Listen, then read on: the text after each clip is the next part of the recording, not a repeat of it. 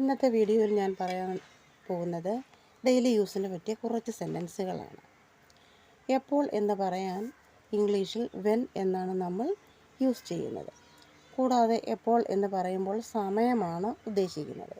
നീ എപ്പോൾ വന്നു, നീ എപ്പോൾ പോകും, നീ എപ്പോൾ വരും, നീ എപ്പോഴാണ് ജോലിക്ക് കയറുക തുടങ്ങിയ കാര്യങ്ങളെല്ലാം നമ്മൾ വെൻ ചേർത്തുകൊണ്ടാണ് ഇംഗ്ലീഷിൽ ചോദിക്കുന്നത്. അപ്പോൾ നമുക്ക് കുറച്ച് സെൻറ്റൻസുകൾ നോക്കാം.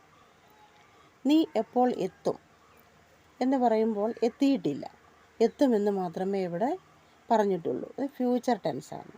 അപ്പോൾ നമ്മൾ ഫ്യൂച്ചർ ടെൻസിൽ വെന്നിൻ്റെ കൂടെ വിൽ ആഡ് ചെയ്ത് കൊടുക്കണം. അപ്പോൾ നീ എപ്പോൾ എത്തുമെന്ന് പറയുമ്പോൾ വെൻ വിൽ യു റീച്ച്.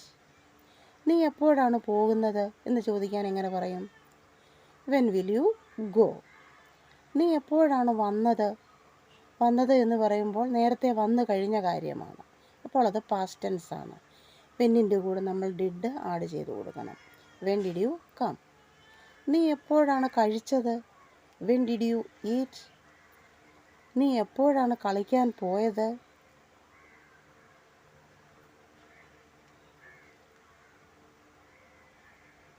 നീ വരുമ്പോൾ ഞാൻ അവിടെ ഉണ്ടായിരിക്കില്ല. I won't be there when you come. എപ്പോഴാണ് അമ്മു കുട എടുത്തത്? When did Ammu take the umbrella. അപ്പോൾ നമുക്ക് ഈ രണ്ട് കാര്യങ്ങൾ മനസ്സിൽ ഓർത്ത് വയ്ക്കുക. ഫ്യൂച്ചർ ടെൻസിൽ വെന്നിനൂടെ വിൽ ആഡ് ചെയ്യണം. അതുകൂടാതെ പാസ്റ്റ് ടെൻസിൽ വെന്നിനൂടെ ഡിഡ് ആണ് ആഡ് ചെയ്യേണ്ടത്. ഓക്കെ ആണോ?